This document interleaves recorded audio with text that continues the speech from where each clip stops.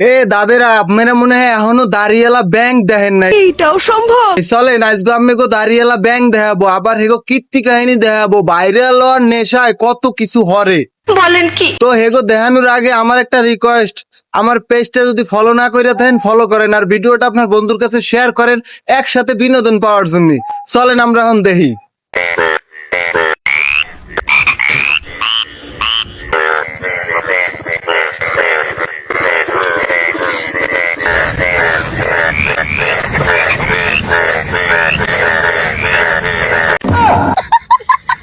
কিরে গাড়ির উপরে উঠলো খাই?